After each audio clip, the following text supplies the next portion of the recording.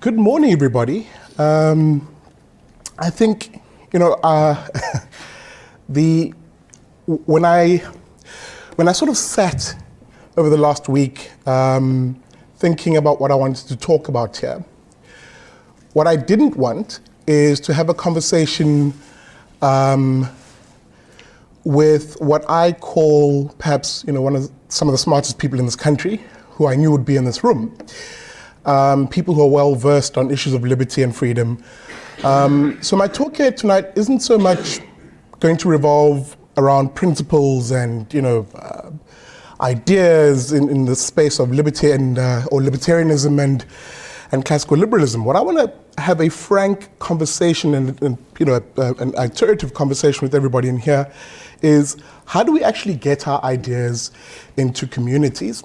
Now, one of the big and central themes that we are discussing within the IRR is the idea of the battle of ideas. And the idea that if we're to truly change South African society, and really if South Africa is to endure, we need to be able to get our ideas, which we quite often argue are the best, and indeed the historical record proves that, into the very communities where we're rather underrepresented. And in fact, at times we're kept out by, what I call a crooked coalition of socialist politicians, academics who prop them up with asinine ideas, and the growing mob of social justice warriors. Now, that's what we're facing. That's the opponent. The opponent, I must say, if I'm to use the analogy of the battle of ideas, our opponents are determined. They're zealous, and they're rather cunning people. And I do believe sometimes that we sometimes sit in the trenches where the first salvos have been fired at us as free-thinking and liberty-loving people, but we don't even realize we're in that war, or the battle of our ideas. So, yeah, I think the gist of what I want to sort of discuss today, and I'm really hoping it'll be interactive, because it's not going to be a formal speech, and because a part of me, I'm new to this game. I'm new to this game insofar as being unyoked to formal party politics and government, and having to actually go out into communities in a different context, where you're not writing for politicians, you're now writing for yourself in order to win people's hearts and minds on good ideas. So I'm new to that game in that sense, and I'm also new to the IRR. It's literally my 4th day on the job. So I want to be able to use this particular space to almost like Captain Planet. I don't know if you remember Captain Planet. Whenever Captain Planet was sort of bogged down and beaten up with all sorts of trash and oil spills, all it took was a bit of sunlight, to sort of revitalize him and get him back into his ways of sort of flying around with the cape and saving the planet. I want to use that analogy to basically call everybody here in this room looking at me right now, intimidating as that is, my sunlight. And for you to be able to actually speak to me and share your ideas with me so that I can also do that in the sort of communities that Big Daddy Liberty will be going into. Now, I've been speaking a lot about Big Daddy Liberty. Big Daddy Liberty, who is this character? Big Daddy Liberty is obviously me. And up till now, he's been this loud character on social media who is contrarian to the lexicon of the day, which is leftist. I've been pushing ideas, I would argue, that challenge socialism and leftist ideology in the spaces where young people are. That's obviously social media at the most, apparent level, but also within the university space and within the political, party political arena directly. Now that's what I've sort of been doing up till now, and I've been rather frustrated historically with having to sort of do it in a tempered way or a measured way, because my voice had to sort of pass through a politician who had no interest in this sort of in these sort of ideas. So I'm now free to speak out, and I've joined the Institute for Race Relations to do exactly this. So who is Big Daddy Liberty? Well, Big Daddy Liberty is a character who essentially stands for 3 things. He's classically liberal in his outlook, but he stands for 3 things essentially. And it's the triple Fs, if you will. indulge me. It's faith, the flag, and family. Now, I often find that whenever you're talking in public and you're trying to prosecute the battle of ideas and get the ideas of liberty and freedom out, if you do it through a traditionally, ideologically, if you stick to ideological dogma, you can sometimes lose people, and some people can switch off. Also, when you're working in a climate which has painted libertarians or painted classical liberals as those crazy people who need to be relegated into the corner, it becomes very difficult to then be approachable and enter into the sort of spaces that are quite trendy lefty at the moment. So what I've done essentially is package Big Daddy Liberty through these three things: faith, the flag, and family. Now, let me just get into these very briefly. When I talk about faith, I'm not suggesting all South Africans are, ultra-religious zealots, but what I'm essentially suggesting here is, there are certain values that characterize every South African, whether you're atheist or even a religious person. One of the examples I often use when I say this is, I derive my values from the Ten Commandments. But that doesn't mean, and those are instructive to me in terms of how I treat other people and live my life. But there are certain values in there which an atheist also could fully agree with me on. We could have a shared a set of value sets. I mean, thou shalt not kill. He does not necessarily have to derive that value from the Ten Commandments, but it's something he believes as just being, you're being a mensch by not killing someone. The next person, there's easier ways of doing things. And South Africans, by and large, are also people of faith, though. If I'm to just use, I think the last set of data indicated that 60% of South Africans still hold on to a broad set of religions, whether it's Christian, Judaism or Islam. So I want to be able to speak to South Africans on values that I believe transcend those individual differences or group differences, like a Christian, a Jew, or a Muslim, or whatever the case may be, and speak to the values actually that make us one country. I think that's the more important conversation to have. So Big Daddy Liberty essentially goes into communities and has this conversation around what are the shared values that you and I have, and how are they being assaulted by the messaging from politicians, by and large, and socialists who essentially don't want to see South Africans have a cohesive set of values based on those sort of things. They want to redefine this country based on, again, sorry if I repeat myself a lot tonight, today, do forgive me, but how do you transcend, how do you limit the voice of politicians who essentially seek to drive a divisive message into communities, when actually in real terms, South Africans have built a rather cohesive society based on shared values, and often through different religions, and just a value set that may not necessarily be derived from religion. So faith is an important one in terms of getting that messaging out on the issue of shared values. Then the second area that I want to sort of push on and push out a lot is the idea of the flag. Now, often I raise eyebrows when I talk about this, because people go, oh, the flag, are you being some sort of super patriot? Are you going to have, like Americans, a Confederate flag on the roof of your bakkie, but only with the South African flag? Not necessarily. But what you do find is that South Africans are deeply loyal to each other as people. The IRR does some of the most extensive polling in this country and has a firm grasp, I would argue, on the sentiment of South Africans. And one of the polls I often bring out is, the question was asked of people, do you believe South Africans need each other across the different race groups and class groups? And 80% of South Africans said yes. 80% of them essentially said, that the different race and class groups need one another if they're to realize this country's potential. That tells you something. That tells you something very strong and innate in terms of how South Africans view each other. And that the message actually it almost becomes then a chasm between the appearance versus the reality, where politicians trade on the division because they need us to essentially see each other as different, for them to then have their own little mob that they can coalesce around and maintain power with. But the average ordinary South African doesn't see that divided South African per se. They actually, yes, they recognize there are divides that are historical and absolutely, no one's blind to that. But ultimately, all of us want to see the country work.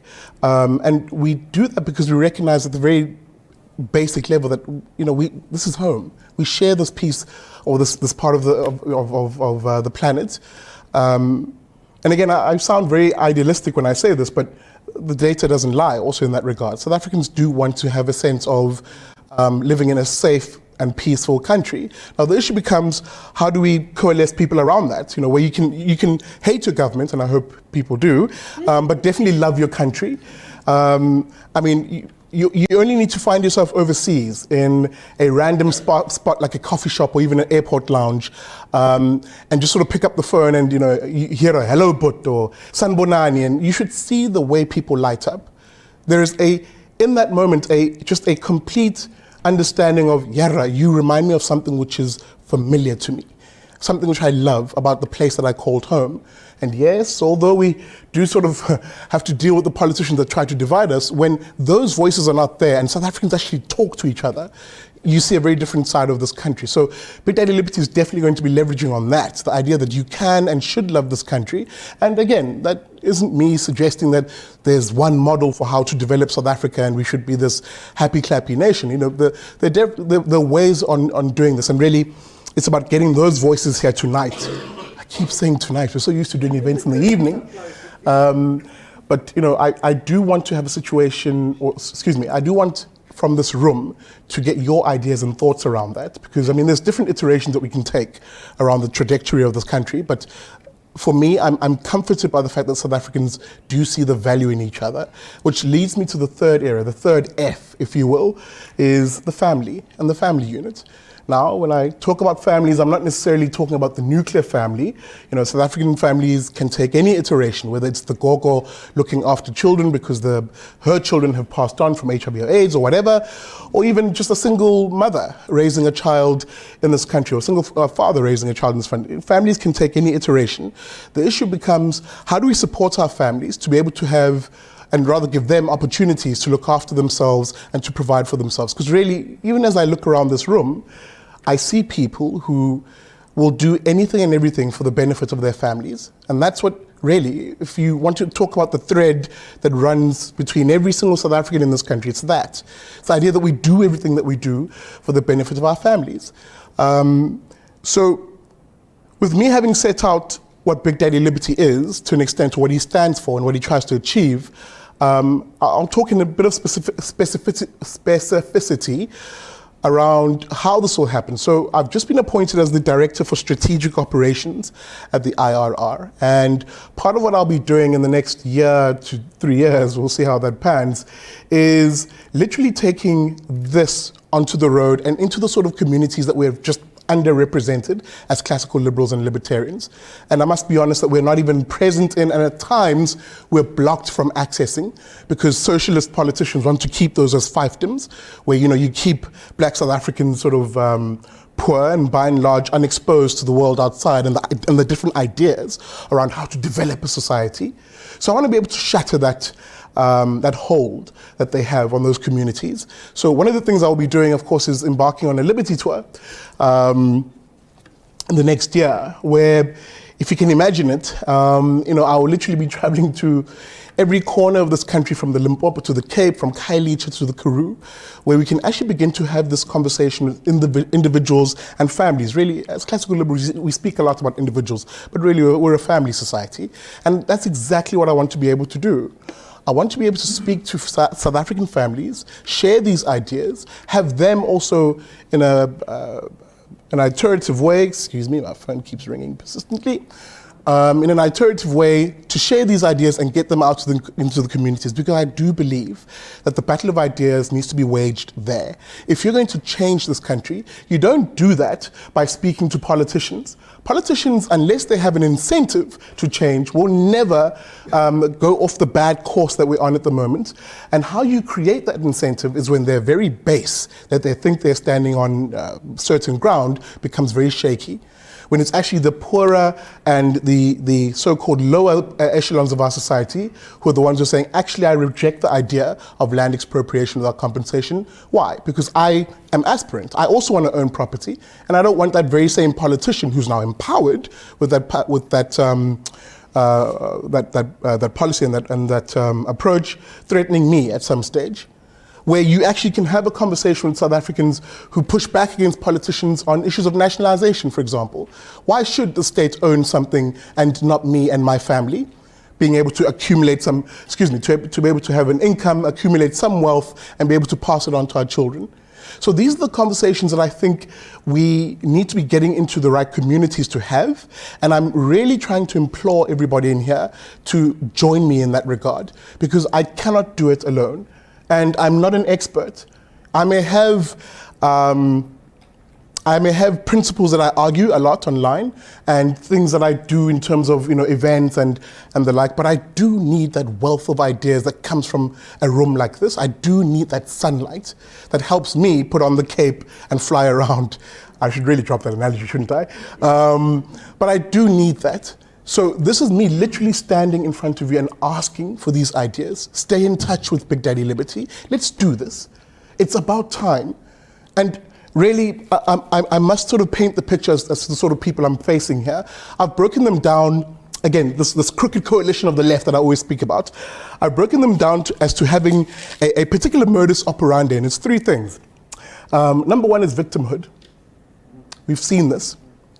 These are people who trade on any feature of your identity, whether it's aesthetic or whatever, and they turn that into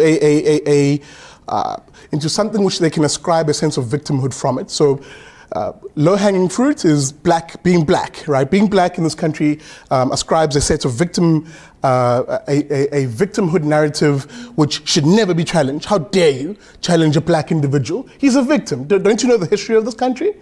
Now, of course, there is a grain of truth in that, but what they do is they then pervert the very language that we use in order to maintain, or rather, in order to erode free speech. Suddenly, South Africans, black and white, cannot even talk to each other on these very issues so that you can actually find common ground, because the victimhood narrative supersedes anything else in terms of a logical conversation between people. So victimhood is a very powerful tool that the left has begun to use at the moment. And again, it's based on identity and what Michael Cardo broadly described as identitarianism in a recent podcast on the Renegade Report.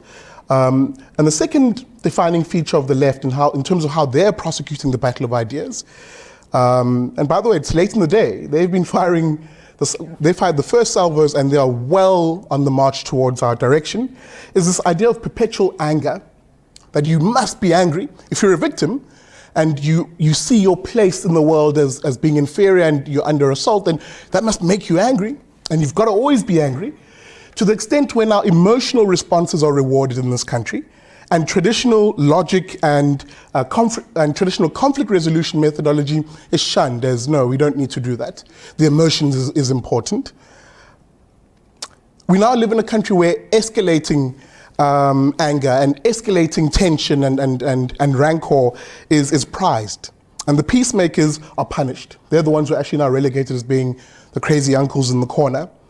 And when this happens, you see a preference for a mob-like approach to things, where individuals can't talk, we can't trade on ideas. I have the bigger mob. And this mob will shut down the discussion and essentially control the conversation with the threat of violence. It happens at the most overt level in our communities, with some of the service delivery protests that we see. Let me be precise and specific. Recently, the community of Hermanus here saw some of the most violent protest action that this part of the world perhaps has ever seen. And when it got down to the genesis of what was happening, because really, even the ANC councillors, who often claim to own black people and be the voice of black people, the ANC councillor had their home burnt and then chased out of the community. And equally, the EFF, who are also argued to be, the owners of blackness and black people, found themselves being chased out by that very same community, although we believed, it was the EFF who started the whole thing. But what happened there? Essentially, individuals who realized that they had a bigger mob than the EFF and a bigger mob than the ANC, the very same people who trade on identity, took over that protest.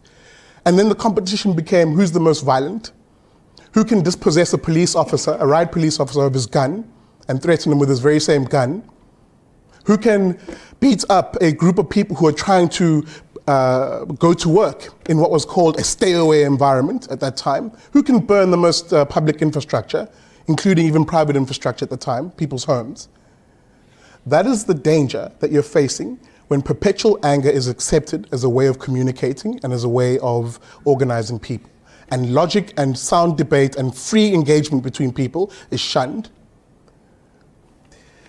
The third area that I argue are the tools of this crooked coalition of the left is this notion of being justified in your hate. Remember, you've established that you're a victim, and the victim has to be perpetually angry because of his position in society.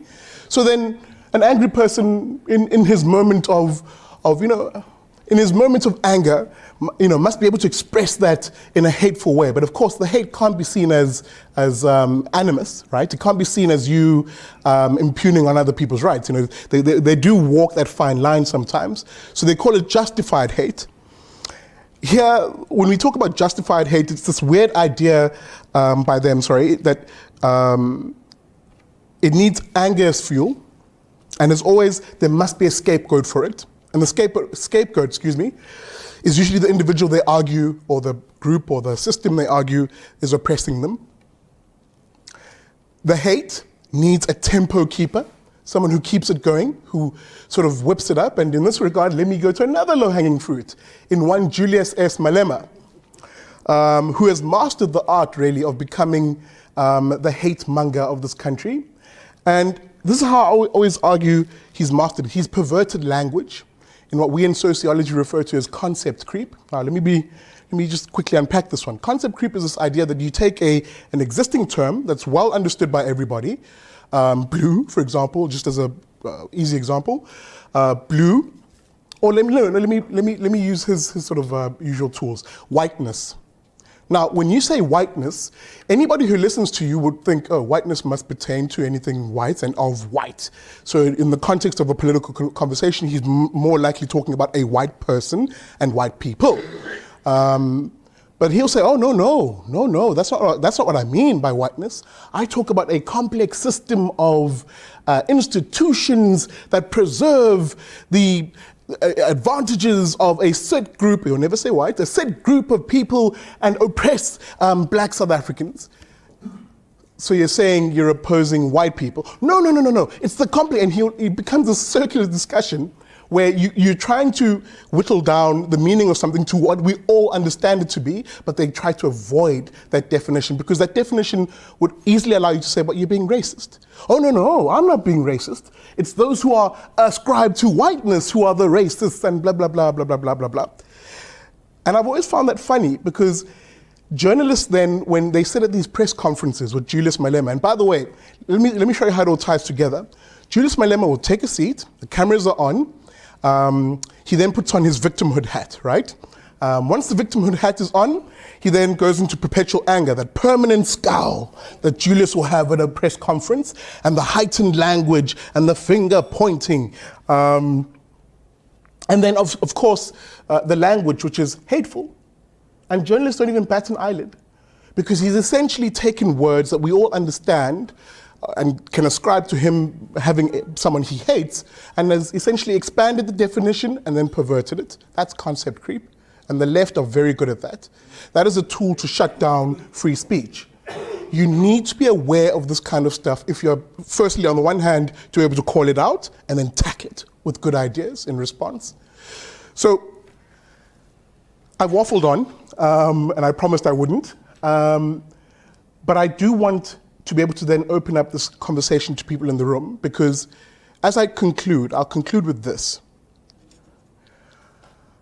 I want to be able, at the end of next year, to have spoken to South African families about the things that matter to them. And I want to specifically be able to speak to fellow black South Africans and say, actually, you deserve better.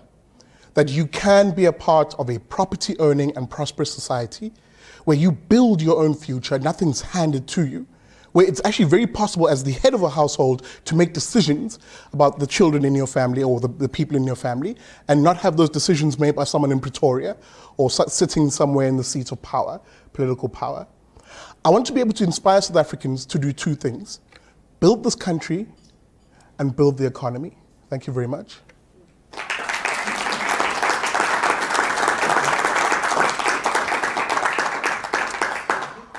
At this stage, I'm very open to inputs, questions, and the like. Yes? Hugely ambitious aim that you have, which I admire. I have read recently an article about how the victims in this country have been so brainwashed over the last 25 years into that mindset. How do you think, what is the best way to approach changing that mindset? And it's going to take time. I mean, they've had 25 years of it, it's not going to change it overnight. To change that mindset when they are still living in such suppressed conditions that they don't have that outlet or that opportunity to express exactly what you're describing, that individualism and the ability to change their own future. I always say that nothing will be a short-term fix. That even as I stand here and talk about all of this, I'm cognizant of the fact that it's not going to happen overnight. And let me be personal in this regard. I am a beneficiary of a single parent who was physically handicapped, who understood, though, that even with that identity, if I can steal from the left a little bit, she never ascribed a victimhood to herself, and recognized that even though she had limited opportunities in her growing up as a black child during apartheid, with a physical disability, she was born with polio, she said, I don't want this for my child. And even though I'm dependent on the state by way of a disability grant, surely there's something more for me.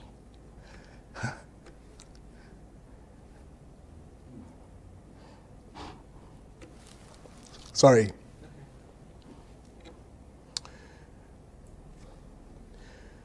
And she understood in that moment that if I can give my son 3 good things: a safe home where he can express himself, he can be himself,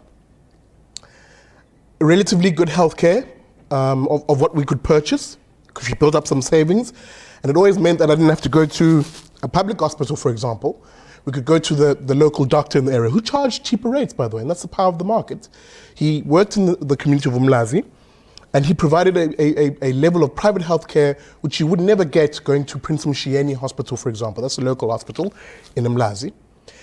And she recognized that a good education is more important than the rules that politicians set. And the rules at that time were, you must go to a local school. That local primary school is a feeder to the local high school. And regardless of the outcomes of that particular school, that's it. That's your lot as a township dwelling South African. She said, not a chance. Saved and scrimped, started a small business, allowed me to be able to go to better schools in former Model C schools, etc., etc. And I am the beneficiary of that today. Today I can stand in front of people who, and I must say this, I'm cognizant of the fact that people here are much, much, much smarter than me, but I'm able to feel like I belong here. Why? Because my parent sacrificed that. So I'm trying to put to bed 2 myths. The idea that black South Africans want to be dependent on the state because they can recognize the poor quality of what being a ward of the state means. And black aspiration is a very powerful political tool in this country that we sort of shut away into the box of, oh, let's not engage that part of black South Africa. Let's promise them more and more state goodies, and just the issue is them waiting, being patient for them. That patience is quickly running out. So the issue becomes, how do you get into those communities and at a very practical level, allow those South Africans to be able to articulate that black aspiration through classically liberal values, which again, have never been sort of brought into that community by some of us in this room. And I'm sorry if I sound critical in that regard, but we need to do this. And Big Daddy Liberty is one of those avenues. And I say this with a passion. I'm imploring everybody in this room to join me in that journey. Will I be able to change people's minds overnight? No, definitely not. But the battle of ideas is exactly about that. You're in the fight. And we have to start doing that. And we shouldn't fear going into those sort of communities and saying, actually, I know that you want this. It's a shared value. We want a property owning and prosperous society. Let me share my vision on how we can achieve that. And essentially, that's what I'm arguing here. It's not going to be an overnight thing. It's not going to be easy, but it's possible. And I'm an example of that in a small way. Yes, yes. Great talk. Thank you very much indeed. Just as an observation, some years ago I did a talk on what were the values that were important to me. And obviously there's some trend here. I came up with 3 Fs. Just like you, and they were, at least one of them was common. The values I came up with were family, freedom, and fun. Right. And I think we could actually add flag and faith. Well, perhaps that's a bridge too far for me anyway. But what I really wanted to say was that certainly thinking about problems facing South Africa, it became clear to me, and I think it's been clear to libertarians for 34 years, is that the problem is our total obsession with politics. That change and the future is only going to be decided by politicians sitting in councils and parliaments, and that there is no other avenue available to us. I'm delighted to hear about your plan to go from community to community.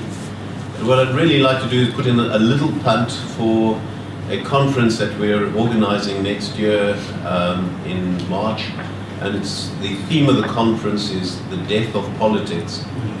And we're inviting only NGOs and non-political organizations to this conference to hopefully sit around and discuss alternatives to improving the country, taking us forward, that don't involve beauty contests for individuals to rule over us.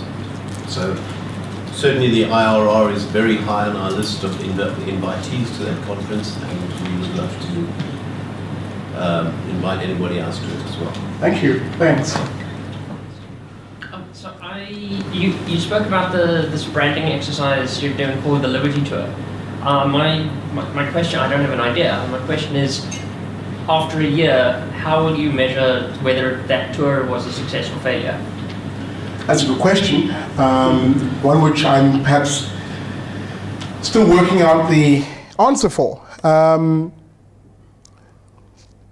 Let me take 2 steps back in answering this, in saying one of the important things also that I just want to achieve, and which I need to be able to gauge how you measure, so to speak, to get to answer your question, is firstly, get yourself in the fight. Unfortunately, we've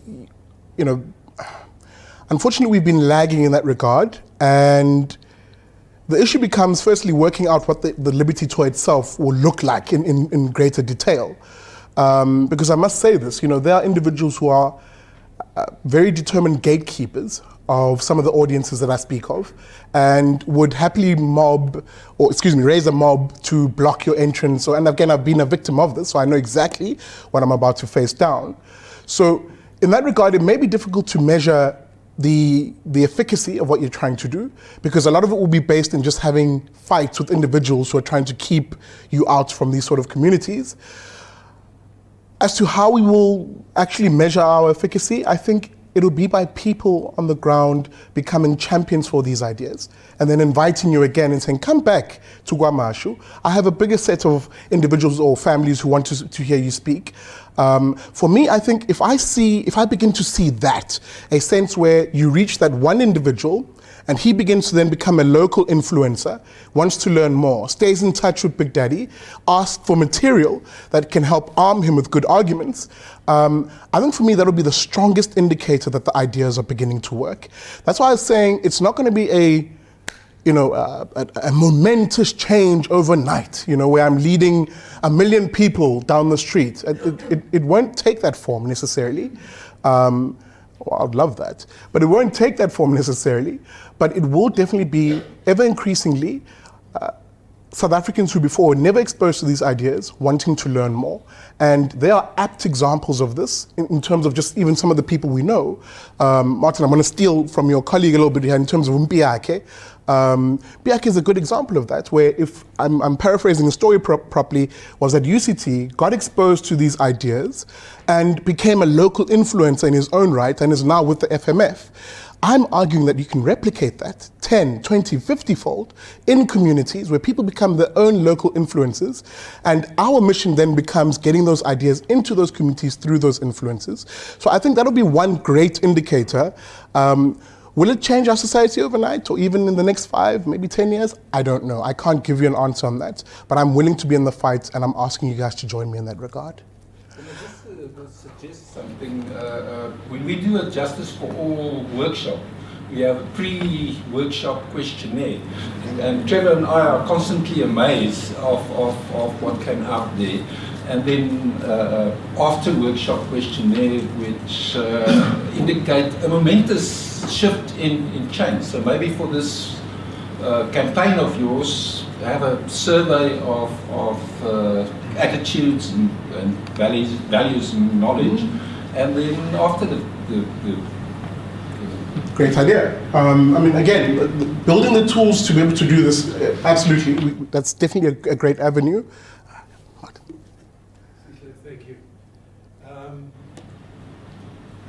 I think something that you stress, but perhaps could come out more explicitly, is the notion that you will be operating in a society that is itself dynamic. Yeah.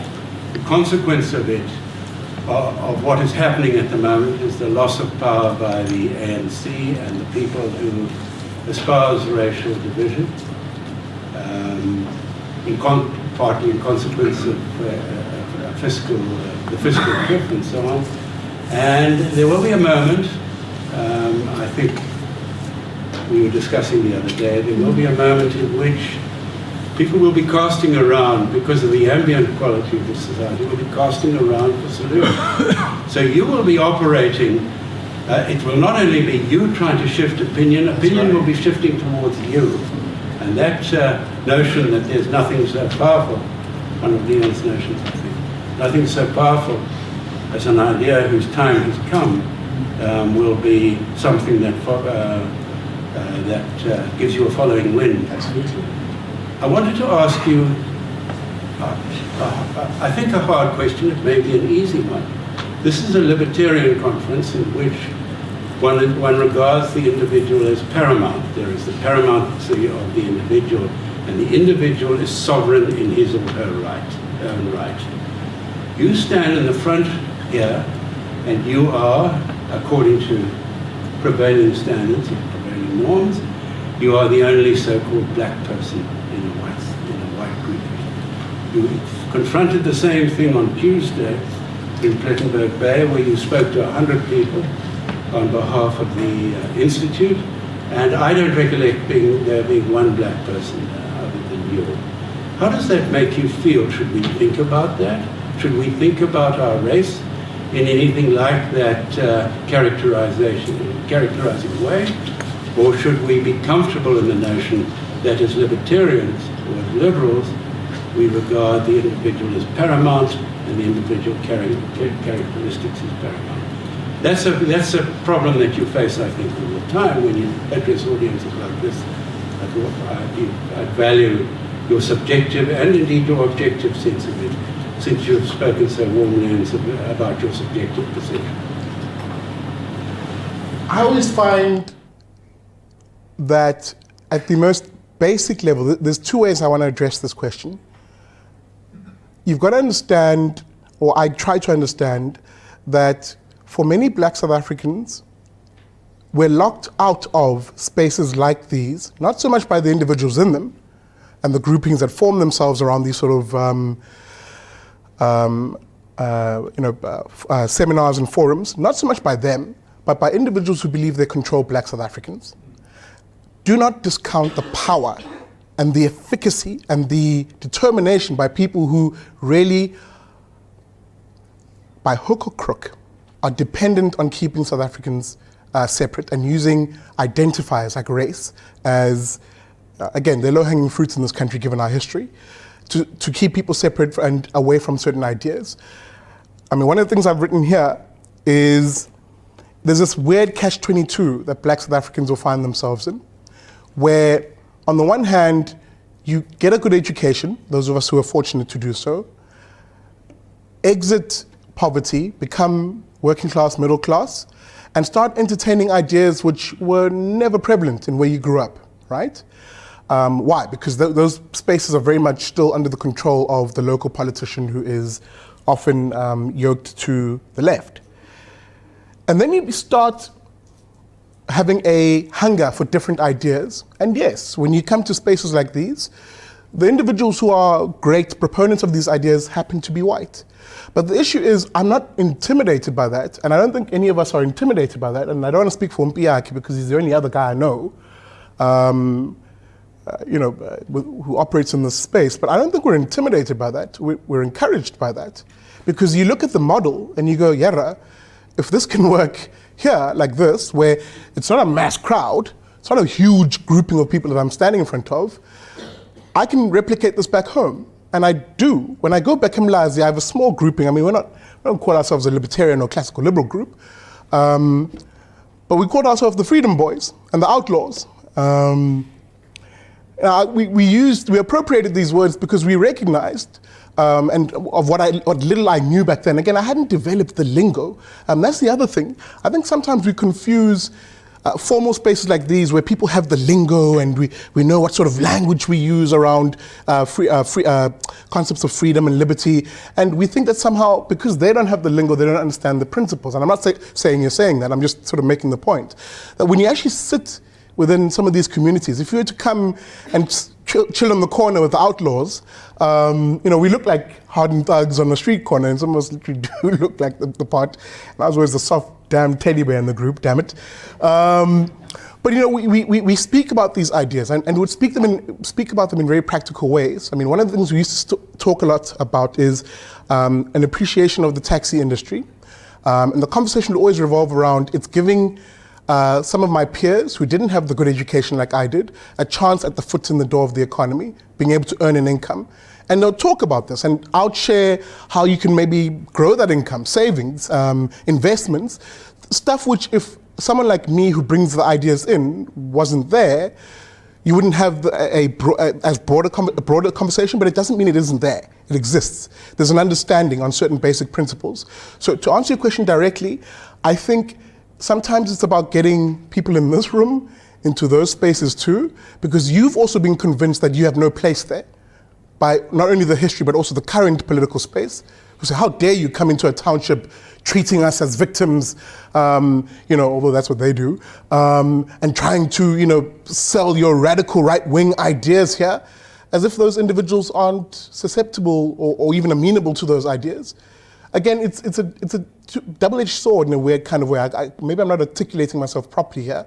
Where on the one hand, those who seek to control and divide placate and control on the one hand, and on the other hand, are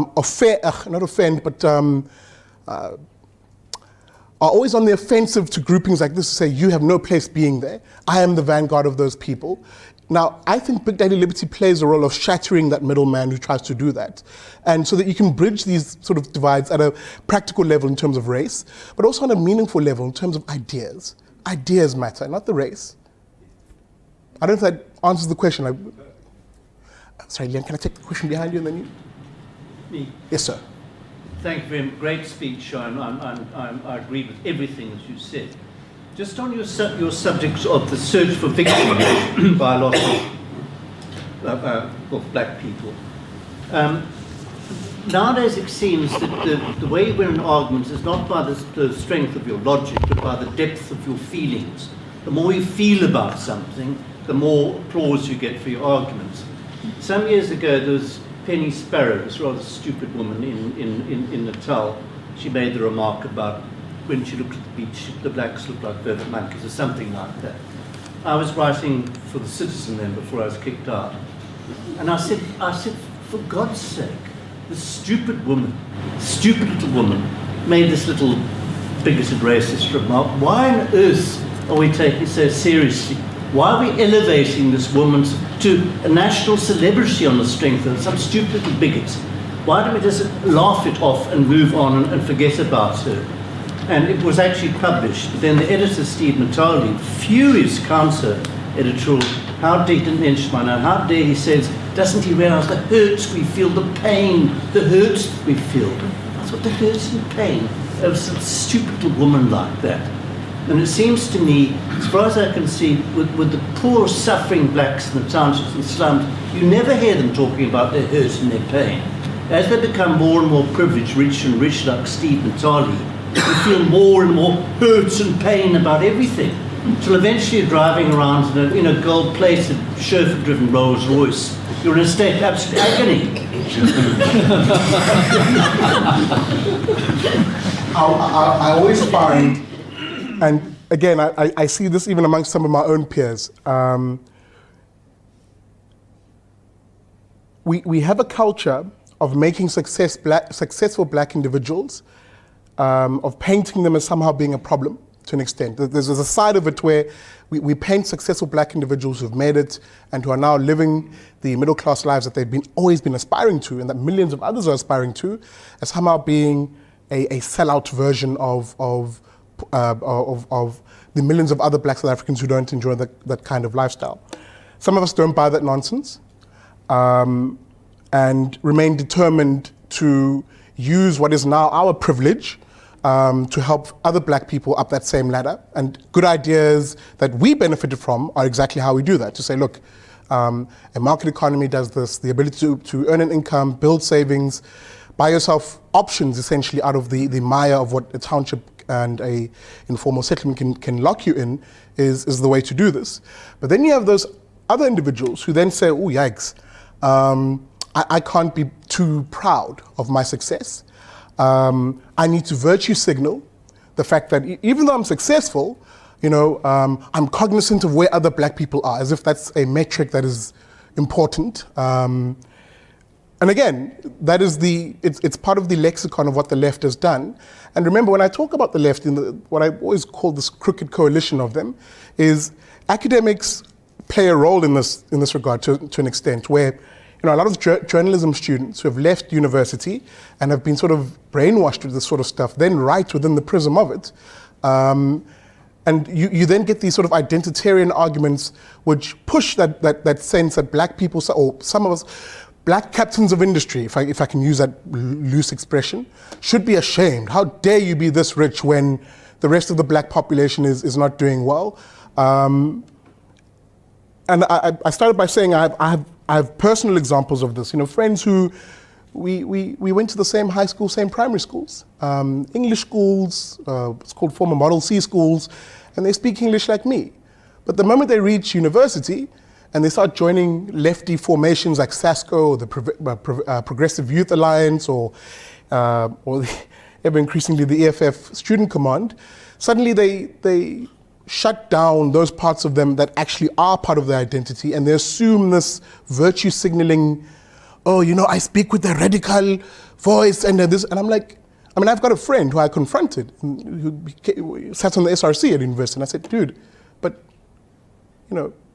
you were once telling me you wanted to be part of the equestrian team in high school. What's going on? Like, why are you suddenly sort of denying who you are? Why are you ashamed of who you are? Because you're influenced by many things. Yes, just because we speak with these accents doesn't mean we come from the same townships where, a lot of us were poor and playing with a plastic bag stuffed with, sorry, I laugh because nobody says you don't come from that background. This is something you need to be proud of and want to see other black South Africans enjoy, because you can see that this should be the future of the country, where black South Africans are in the middle class, are enjoying a higher standard of living. Why virtue signal something you're not? So I hear that. I hear that a lot, and I've experienced it personally. And again, you can only defeat this sort of thing if you're part of the battle of ideas, and you get these ideas out and people just feel comfortable with success. Because I'm telling you now, the formula is there already, and black South Africans, and again, it's not just limited to black South Africans, South African families want to live in a property earning and prosperous society. However that takes form, let the market decide and let people just be who they are. And those are the ideas I think we need to get into the communities. Leon?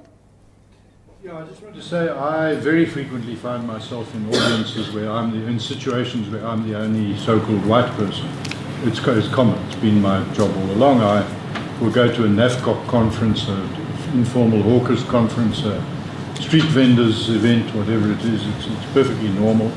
And the thing that has been for me so striking is I have never been made to feel as if I'm the odd one out. Never.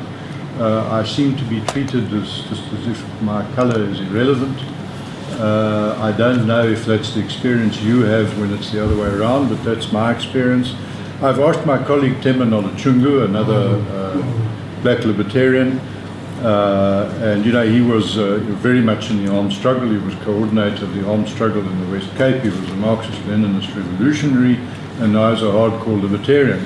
I've asked him about that, and we talk nicely and openly about it, and he says, you know, when he goes to these meetings occasionally or has follow-up discussions with the Liquor Traders Association or whatever, he says they don't ever think of me as not one of them.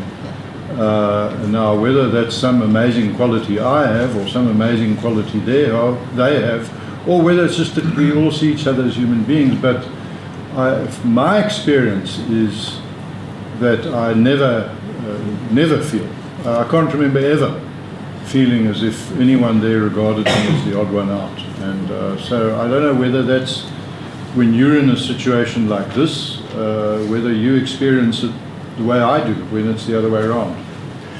You know, what I always find funny is that my experience, especially as of late, as I've done more of these, is it's not so much the racial sense of feeling like the odd one out. I don't think that's, you know, the most immediate one that you feel. I think the one that you would feel, and I sometimes feel, if I'm to be brutally honest, is sometimes you're just in a crowd of richer people, and you know they have certain practices and norms that you just didn't grow up with.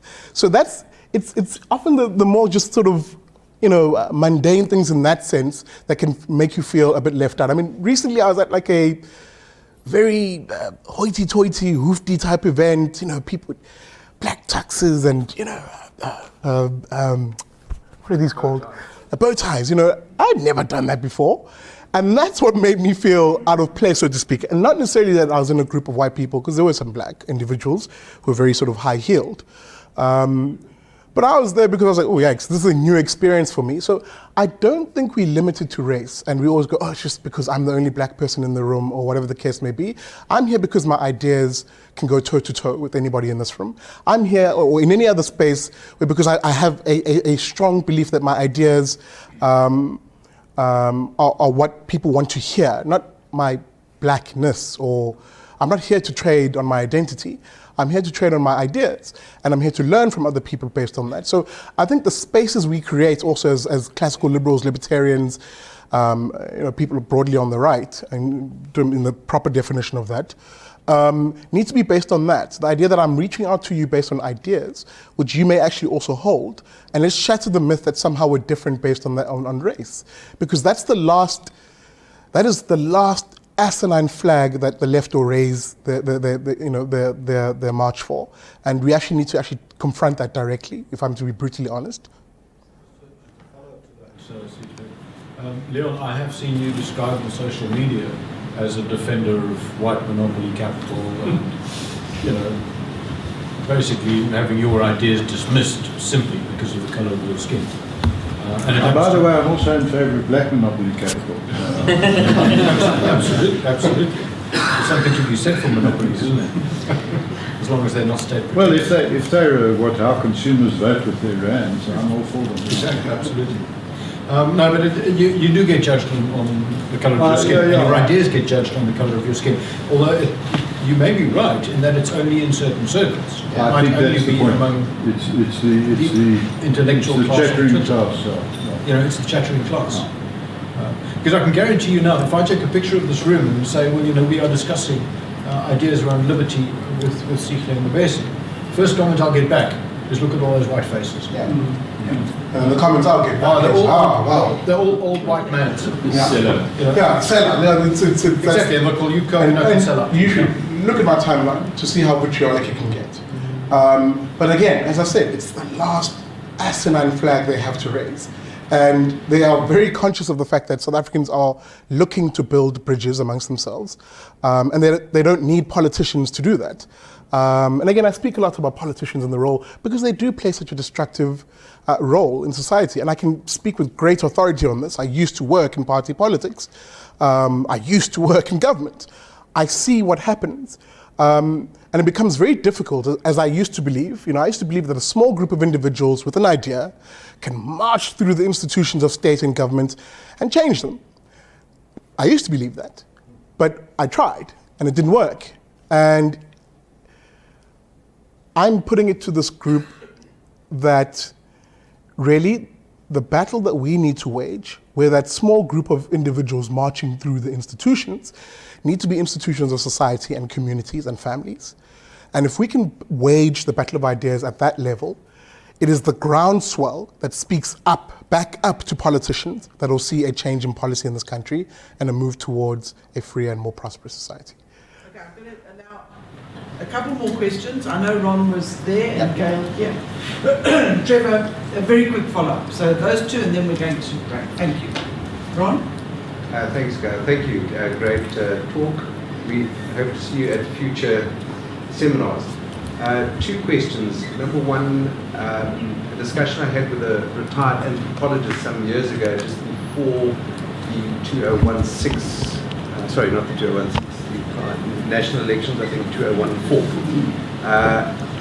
He predicted at the time that the DA would not achieve their 30 or 32% prediction and believed that the ANC would get 68%, which they did, if you combine the EFF and the ANC, which I think are one and the same.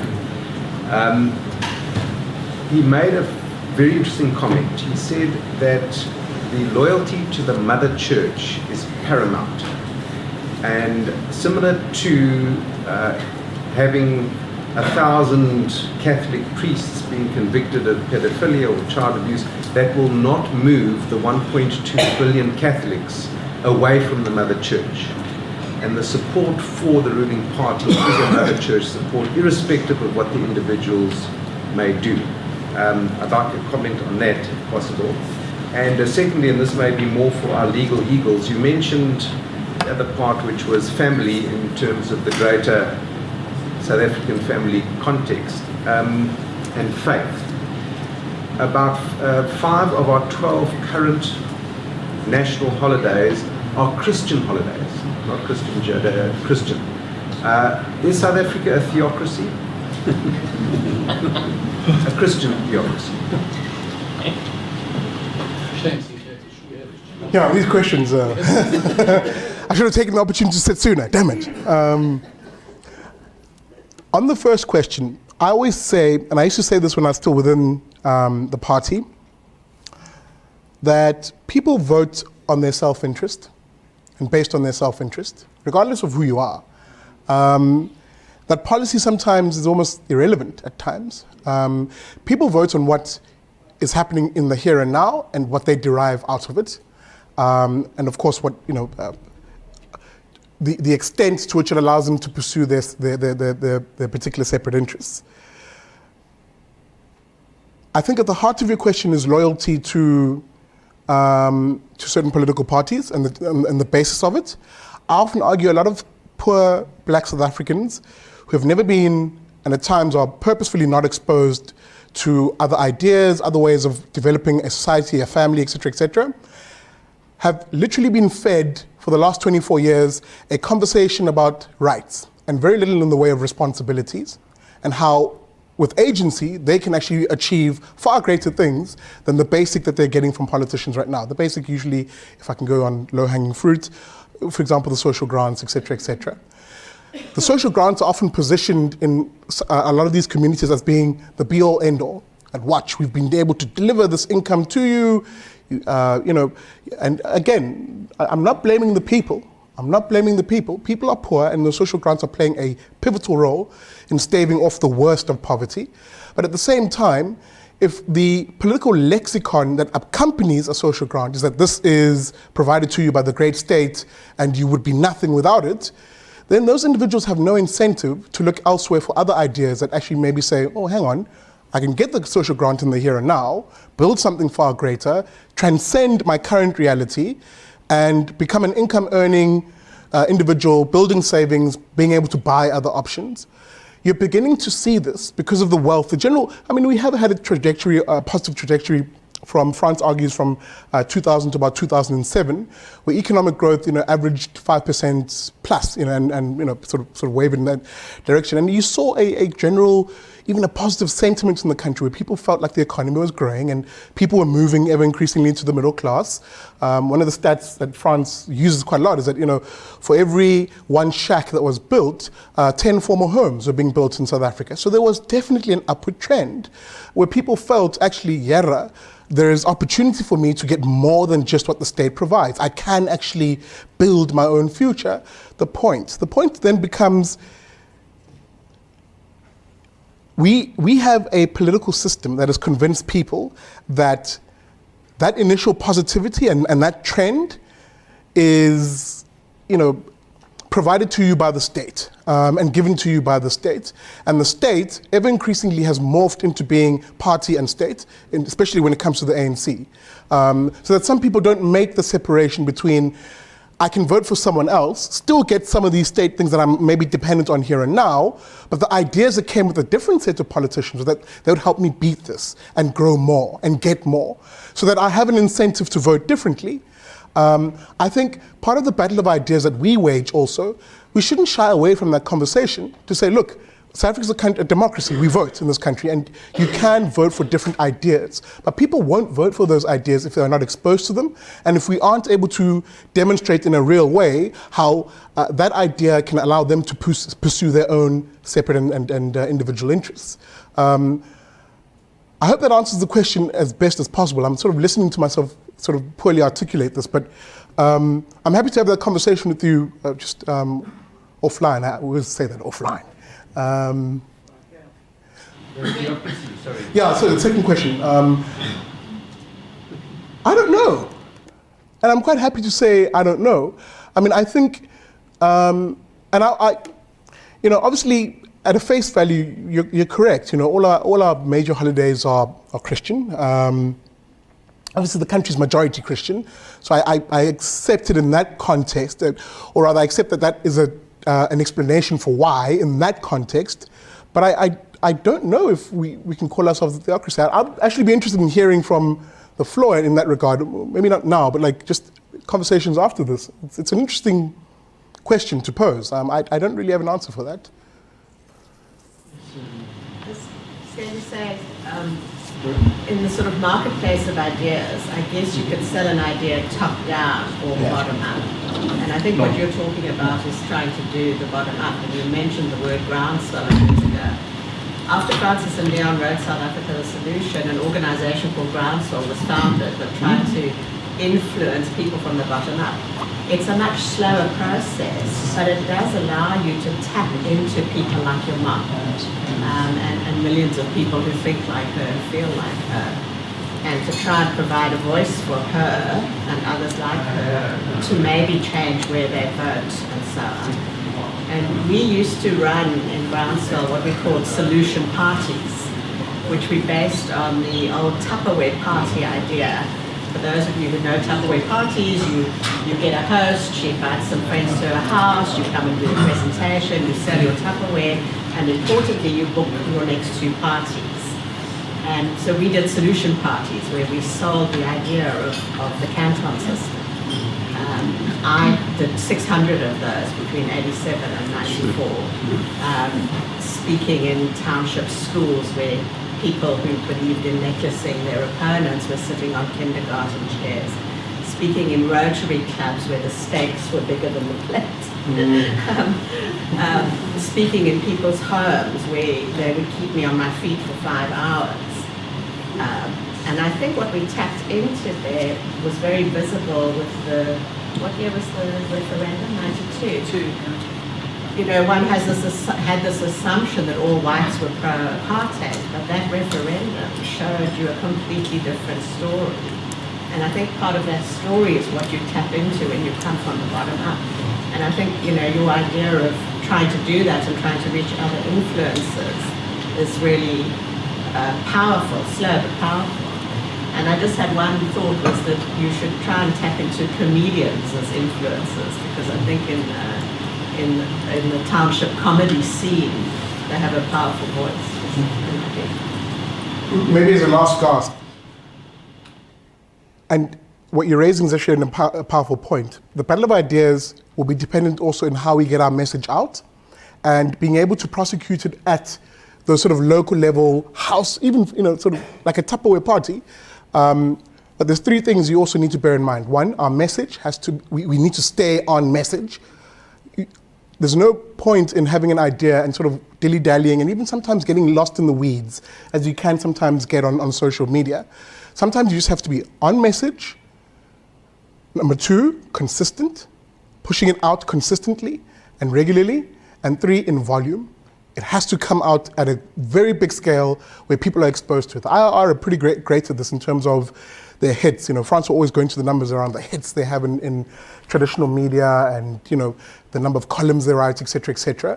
But the volume also ever increasingly has to include social media, because there is greater access, especially by poorer individuals. Smartphones are now accessible to some of the poorer segments of our society. You can get your messaging out to them in that regard. And of course, the other side of it is being physically there in a community, being hosted by a family, speaking to people. So if we can get the messaging right, then I think we can really go a long way in winning this battle. Okay, last word from Trevor, if you wanted to come back. Very short question, perhaps best answered over coffee. And it's this: do you think it would be acceptable and a good strategic option to surround yourself with a bunch of liberal heavies that you take to your various presentations to counter the effect of the EFF heavies? Is that an acceptable thing Not to do? physically heavy. Yes, yeah, no, not even that. Capable of defending themselves in a hard position.